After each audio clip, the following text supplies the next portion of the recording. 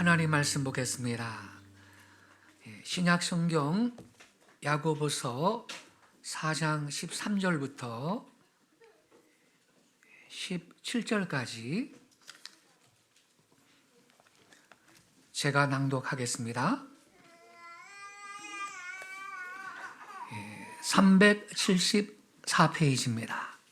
신약 성경 374페이지 야고보서 4장 13절부터 17절까지 제가 낭독하겠습니다. 들으라, 너희 중에 말하기를 오늘이나 내일이나 우리가 어떤 도시에 가서 거기서 1년을 머물며 장사하여 이익을 보리라 하는 자들아, 내일 일을 너희가 알지 못하는도다. 너희 생명이 무엇이냐? 너희는 잠깐 보이다가 없어지는 안개니라. 너희가 도리어 말하기를 주의 뜻이면 우리가 살기도 하고 이것이나 저것을 하리라 할 것이거늘 이제도 너희가 허탄한 자랑을 하니 그러한 자랑은 다 악한 것이라. 17절은 같이 읽겠습니다.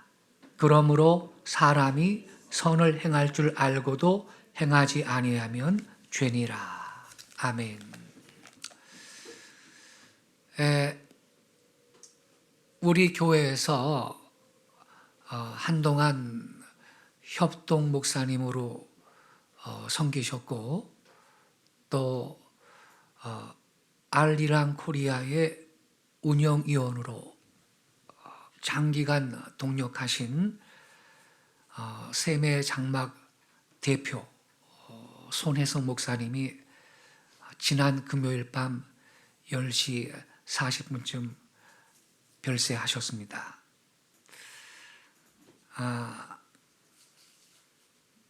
이분은 예수 전도단의 간사로서 오랜 동안 활동을 하셨고 특별히 우리의 전통 가락 3분박 가락으로 참 은혜로운 국악 찬양들을 많이 만드셨고 이 손 목사님이 만드신 이 찬양들로 인해서 한국 교회는 많은 축복이 있었습니다. 근데 한창 더 사역하실 연세이신데 지난 금요일 저녁에 64살의 연세로 하늘나라로 돌아가셨습니다. 금년 2월 초순만 해도요, 강원도 춘천의 제자들 교회에서 저와 함께 사역을 했습니다. 그런데 이렇게 석 달 만에 갑자기 돌아가셨습니다. 저에게는요, 개인적으로 소중한 동력자였습니다. 하나님께서 저에게 부르신 그 독특한 사명이 있습니다. 성경에 근거한 우리 한국 백성의 정체성, 부르심,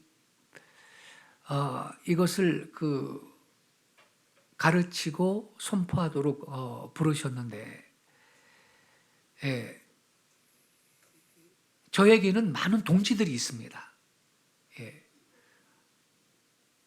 유 목사님의 그 사역을 하나님께서 주신 사역이라고 나는 믿습니다. 그리고 동의하고 또 격려하고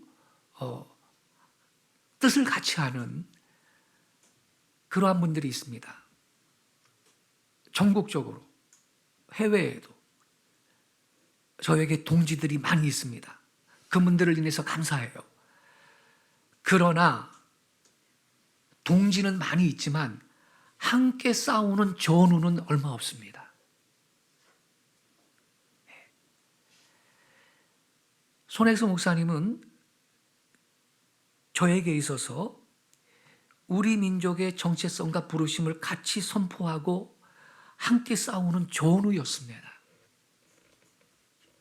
그래서 저는 상실감이 아주 크고, 울면서도 많이 기도를 했었습니다만 이렇게 병세를 극복하지 못하고 돌아가셨습니다.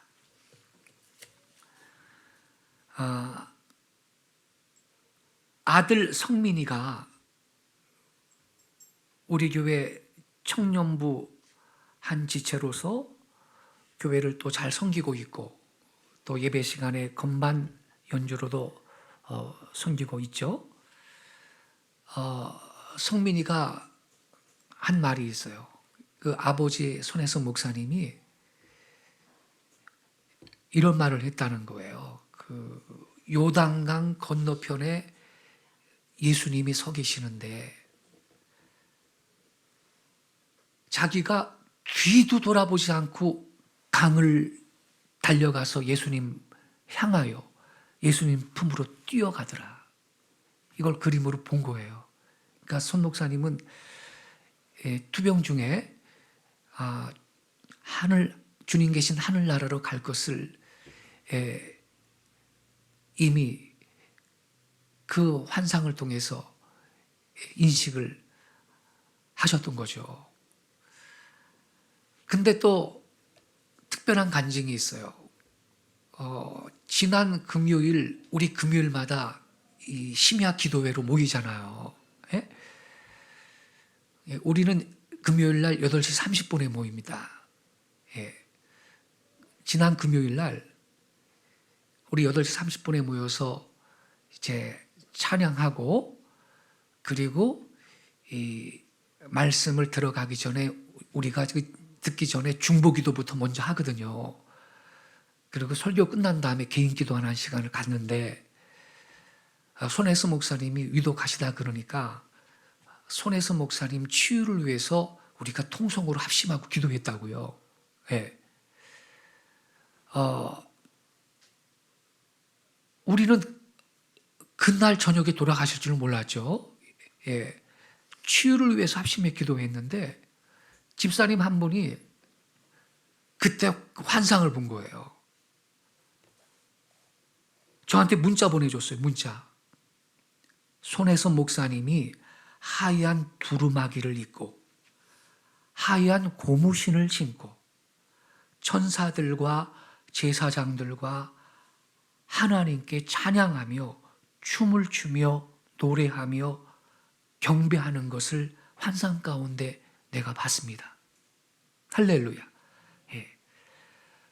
금요일 날 손 목사님은 10시 48분쯤 돌아가셨는데 우리는 그 기도를 금요일 날 8시 30분에 모여가지고 9시 되기 전에 기도했단 말이에요. 그러니까 이미 하나님께서 보여주신 것이죠. 하나님께서 계획한 것은 치유하고 회복이 아니라 하늘나라로 데려가시는구나. 제가요 어저께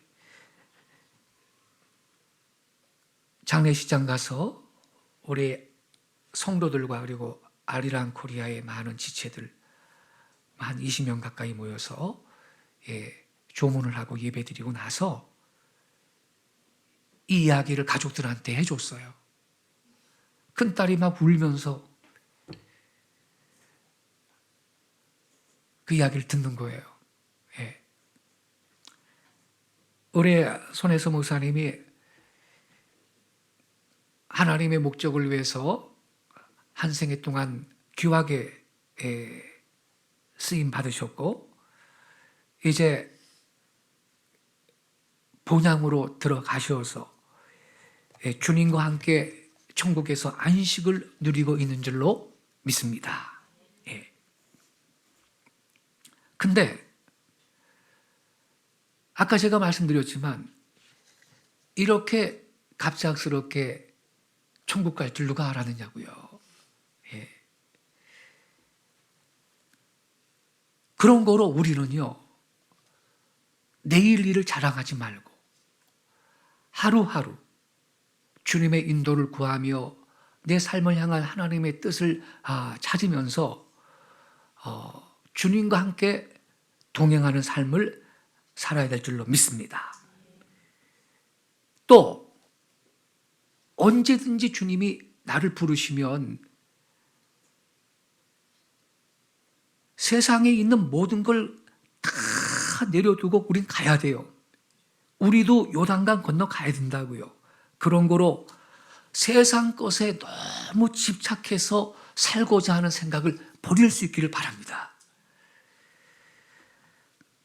오늘 아침 우리가 함께 읽은 이 본문 말씀은 어떤 도시에 가서 장사를 해가지고 돈을 많이 모으려는 사람들을 책망을 하는 말씀이에요.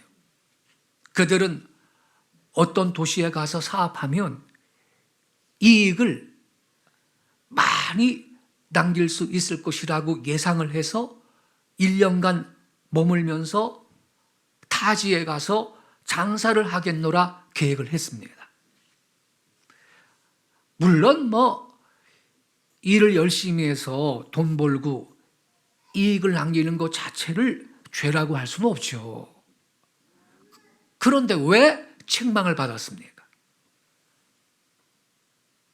하나님의 뜻을 찾지 않고 인간적인 계획을 세웠기 때문입니다. 그들은 주님의 뜻을 묻지 않았어요. 하나님의 뜻을 구하지 않고 자기 자신의 계획을 세웠어요. 이건 무슨 의미냐? 말로는 하나님을 향해서, 예수님을 향해서 주여 주여 말로는 그래도 내 인생의 진정한 주인은 나라는 뜻입니다. 내 인생은 나의 거였어요. 그들의 삶 가운데 하나님이 존재하지 않았어요. 그리하여 하나님의 뜻을 구하지를 않고 자신들의 계획을 세웠던 것입니다. 그리고 어디 타지에 가서 돈 좀 많이 벌어보겠노라고 계획을 세웠어요. 여러분, 우리 그리스도인들은 어떠한 일을 계획하고 실행하기 전에 반드시 기도하시면서 이것이 하나님의 뜻인지 살펴보고 결정해야 하는 것입니다. 왜? 내 삶의 주인은 하나님이시기 때문입니다.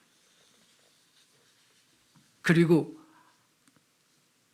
주님의 뜻을 구하고 인도를 받아야 실패가 없습니다. 잠언 3장 5절 6절에 보면 이런 말이 있어요. 너는 마음을 다하여 여호와를 의뢰하고 내 명철을 의지하지 말라. 너는 범사의 그를 인정하라. 그리하면 내 길을 지도하시리라. 하나님께서 누구를 지도해 주신다 그랬어요? 범사에 하나님을 인정하는 사람, 그의 가는 길을 지도하신다 그랬어요. 아까 우리 찬양했죠? 나의 가는 길 주님 인도하시니. 주님께서 내 삶의 걸음을, 내 가는 길을 인도하실 때 실패가 없어요. 전능하신 하나님의 지도를 받으면 낭패가 없어요. 하나님께서 누구의 길을 인도해 주세요? 범사에 그분을 인정하고 하나님을 의뢰하고 그분의 뜻을 찾고 구하는 사람을 인도해 주시는 것입니다. 근데 본문에 책망받은 사람들은요, 하나님의 뜻을 찾지 않고 그저 우선 돈벌이가 급해서 말이죠, 타지에 가가지고 1년 동안 머물면서 돈 좀 많이 벌어보겠느라고 계획을 세웠던 것입니다. 이런 식으로 살면요 실패할 수밖에 없어요. 크리스찬들이 특히 이런 식으로 살면 그거는 망하는 지름길입니다. 두 번째, 그들은 내일이라는 날을 과신했기 때문입니다. 본문 14절에 보면 내일 일을 너희가 알지 못하는도다 이렇게 하나님 말씀하세요. 그렇습니다, 여러분. 우리는 내일을 알지 못합니다. 우리는 1시간 후에 일어날 일도 알지 못합니다. 여러분, 우리가 작년 가을에 여러분 이렇게 코로나19 우한 폐렴 때문에 전 세계가 난리가 날 줄을 예측이나 했냐고요. 세상이 이렇게 힘들 줄 알았느냐고요, 여러분. 우리는 내일을 알 수 없습니다. 내년에 무슨 사건이 있을지도 모르고 1시간 후에 일어날 일도 우리는 알 수 없습니다. 그리하여 잠언 27장 1절에 보면 하나님 이렇게 말씀하셨어요. 너는 내일 일을 자랑하지 말라. 하루 동안에 무슨 일이 일어날는지 내가 알 수 없음이니라. 여러분, 우리는 겸손해야 합니다. 저와 여러분은 하나님의 은혜로 사는 겁니다. 그분의 은혜 없이는 우리는 두 발로 설 수가 없습니다. 하나님께서 은혜와 복을 주시지 않으면 우리는 살 수가 없습니다. 그런 거로 우리는 함부로 내일 일을 자랑하지 않도록 주의해야 합니다. 겸손해야 하는 것입니다. 세 번째로, 그들은 인생의 유한함을 몰랐기 때문입니다. 본문 14절은요, 인생의 본질에 대해서, 그 유한함에 대해서 이렇게 기록을 하고 있습니다. 너희 생명이 무엇이냐? 너희는 잠깐 보이다가 없어지는 안개니라. 우리의 생명이라는 것은 한 500년 사는 거 아니고 한 100년도 못 살고, 어떤 분은 70살도 못 살고, 어떤 사람은 청년 때에 세상 떠나고, 우리 인생은 잠깐 보이다가 없어지는 안개와 같은 존재임을 명심해야 할 것입니다. 우리가 뭐 큰 소리 치고 잘난 척 하지만 우리는 안개와 같은 인생입니다. 언제 없어질지 몰라요. 하나님은 우리의 인생이라는 것이 잠깐 있다가 사라지는 안개와 같은 존재라고 말씀하고 있습니다. 그런데 하나님의 뜻을 구하지도 않고 내일을 과신하고 1년 후를 3년 후에 스케줄을 잡아요? 대단한 교만인 것이죠. 이사야 37장 36절 이하에 보면 이런 말씀이 있어요. 여호와의 사자가 나가서 아수르 진중에서 18만 5천인을 쳤으므로, 이 원어 성경엔 여호와의 사자가 이게 천사인데 단수로 돼 있어요. 천사가 무슨 수백 천사도 아니요. 천사 하나가 아수르 군대를 18만 5천 명을 하루 아침에 다 죽여버렸어. 18만 5천인을 쳤으므로 아침에 일찍 일어나 본즉 시치뿐이라. 이에 아수르의 사네리 왕이 떠나 돌아가서 니느웨에 거주하더니 자기 신 니스록의 신전에서 경배할 때 그의 아들 아드람멜렉과 사레셀이 그를 칼로 죽이고, 세상에 아들들이 자기 부왕을 죽여요. 죽이고 아르라 땅으로 도망하였으므로 그의 아들 에살핫돈이 이어 왕이 되니라. 이런 말씀이 있는데, 여기에서 우리가 무엇을 깨닫나요? 아무리 일국의 왕으로서, 독재 군수로서 뭐 큰 소리 쳐도 사람의 생명은요, 하나님이 그의 생명을 지키지 아니하시면 잠깐 보이다가 사라지는 안개와 같은 인생인 것입니다. 그렇기 때문에 우리 성도들은 종말론적 신앙을 갖고 살아야 할 것입니다. 종말은 두 가지 종말이 있어요. 첫째는 역사적 종말. 역사적 종말이라는 것은 예수께서 재림하심으로 세상이 끝날 때를 말하는 거예요. 예수님께서 곧 오실 줄로 믿습니다. 그래서 우리는 대비하고 살아야 돼요. 역사적 종말이 있어요. 그리고 두 번째, 개인적 종말이 있어요. 언제 죽을지 몰라요. 그래서 우리 성도들은 종말론적 신앙을 갖고 살아야 된다는 거예요. 오늘이 내 삶의 마지막이 될지도 모른다고 생각하며 살 수 있기 바라요. 지금 이 순간이 마지막이 될지도 모른다라고 의식하며 살아야 될 것입니다. 예. 청년이라고 나는 뭐 당연히 한 100살 가까이 살겠지. 청년 때에 갑자기 세상 뜨는 젊은이들도 많습니다. 일본에서는요, 유명한 스모 선수 있죠, 씨름 선수. 코로나19 걸려가지고선 그 건강했던 사람이 죽었어요. 나이도 30살도 안 됐는데. 그래서 여러분, 성도들은 미래에 대한 꿈과 비전을 가져야 할 것이지만 한편으로는 종말론적 신앙을 갖고 살아야 할 것입니다. 미래에 대한 계획을 세우고 비전을 가져야 하겠죠. 그렇지만 동시에 우리는 내가 오늘이 마지막 생애 시간이 될 수 있다라는 생각을 갖고 종말론적 신앙을 갖고 그렇게 살아가야 할 것입니다. 누가복음 12장에 보면요, 예수님께서 한 부자를 비유로 우리에게 중요한 교훈을 하신 말씀이 있어요. 한 부자가 그 밭에 소출이 풍성하매 심중에 생각하여 이르기를 내가 곡식을 쌓아둘 곳이 없으니 어찌할까 하고 또 이르되 내가 이렇게 하리라.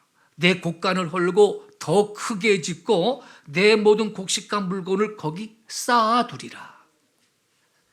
여러분, 이게 문제예요. 우리는 하늘에 쌓아둘 수 있기를 바랍니다. 이 부자는요, 하나님께서 은혜를 주셔서 소출이 풍성하면 하나님께 감사할 생각은 눈꼽만도 없고 말이죠. 이야, 이 곡식 쌓아둘 게 없다. 어떻게 해야 되지? 아유, 창고를 확장 공사를 좀 해야 되겠구나. 그리고서는 한다는 소리가 거기다가 곡식과 물건을 쌓아두리라. 우리는 하늘에 쌓아둬야 돼. 그래야 그것이 나의 상급이 될 거예요.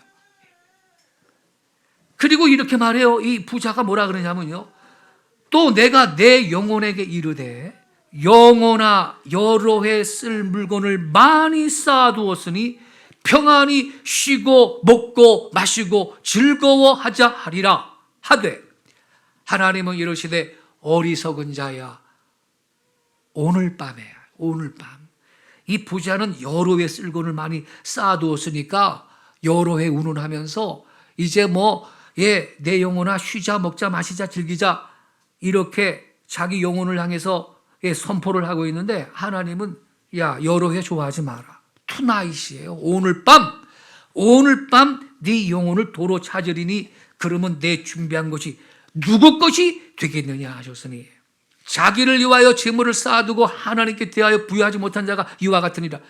우리 예수님 이렇게 말씀하셨어요. 부자의 큰 실수가 뭐죠? 먹을 것이 많고 재산이 많으니까 부자는 재산 잘 관리해서 먹고 마시면서 인생을 즐기며 살려고 생각했죠. 부자는 오직 자기 자신만 생각해요. 이웃을 생각하는 게 없어요. 하나님도 생각하지 않아요. 하나님께 감사하려고 하지도 않았어요. 이 부자는 오늘이 마지막이 될지도 모른다고 생각하지를 못했어요.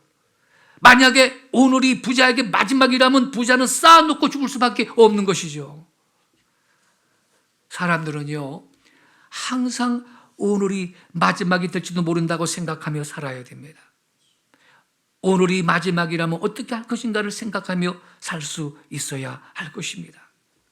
네 번째로, 이들이 왜 책망을 받았느냐? 선을 행할 줄 알고도 행하지 않았기 때문입니다. 17절에 기록이 되어 있죠. 그들은 자기들이 지금 있는 그곳에서 다른 사람들을 섬기며 선을 행할 수 있는 그러한 기회가 있었던 것 같아요. 그러나 그들은 지금이 아니면 돈 못 번다. 지금이 기회다. 지금 타도에 가가지고 그 도시에서 1년 동안 장사해야 된다. 지금이 찬스다. 이렇게 생각하고 말이죠. 기회가 사라질 것을 두려워했기 때문에 선을 행하는 것을 미루고 먼저 1년간 비즈니스부터 하자. 우선순위를 바꿔버린 거예요. 예.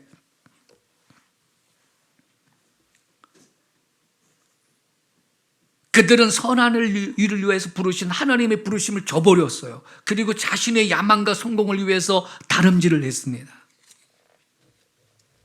주님의 뜻이면 이것을 하고 주님의 뜻이라면 얼마 동안 이것을 하겠습니다. 그렇게 고백해야 마땅한데 지금이 아니면 기회가 사라지면 어쩌나 성급하게 상황을 따라 결정할 때가 오늘날 우리들도 꽤 있거든요.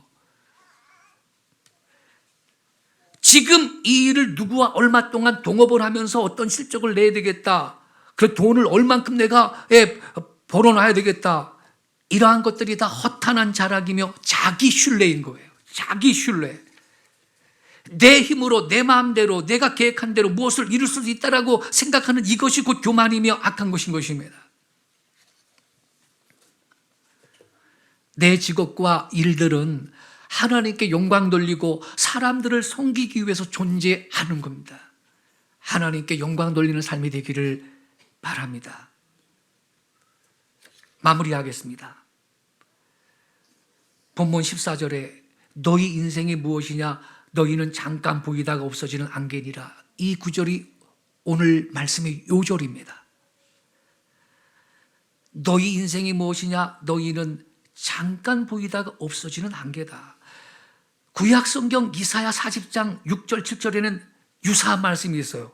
모든 육체는 풀이요 그 모든 아름다움은 들의 꽃 같으니 풀은 마르고 꽃은 시들면 여호와의 기운이 그 위에 불미라. 이 백성은 실로 풀이로다. 우리는 풀이라는 거예요. 시드는 꽃과 같다는 거예요. 그렇습니다. 성경 말씀과 같이 우리 인생이라는 게 잠시 있다가 사라지는 안개와 같고 잠깐 피었다가 시드는 들의 꽃과 같습니다. 그런 거로 우리는 세상 것에 지나치게 집착하지 말고 나의 인생을 향한 하나님의 목적이 무엇인지를 발견하고 하나님의 목적을 성취하는 거룩하고 의미 있고 진정으로 보람된 생을 살 수 있기를 바랍니다. 일본의 역사상 가장 혼란했던 100년간의 전국 시대를 끝낸 인물이 도쿠가와 이에야스입니다. 일본에서는 영웅으로 기리는 인물인데 이 도쿠가 이에야스의 유흥 가운데 다음과 같은 유명한 말이 있어요. 한번 들어보세요. 이렇게 말했어요. 사람의 일생은 무거운 짐을 지고 먼 길을 가는 나그네와 같다. 그랬어요. 무슨 뜻일까요?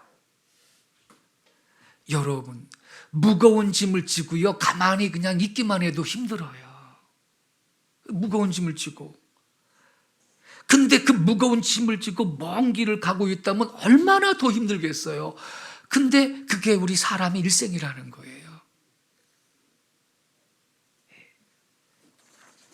틀리지 않은 말이죠. 예수님도 말씀하셨잖아요. 수고하고 무거운 짐진 자들아 다 내게로 오라.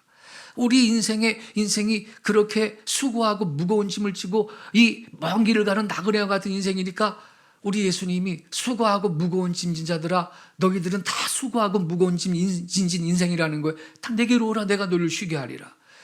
여러분 수고로운 생이지만 주님과 함께 할 때 우리는 여러분 그 짐을 주님께서 함께 져주시고 때로는 주님이 대신 져주시고 우리는 주님과 함께 넉넉히 이기는 삶을 살 수 있을 줄로 믿습니다. 저는 그래서 세상에서 제일 불쌍한 사람이 하나님 없이 사는 사람이에요.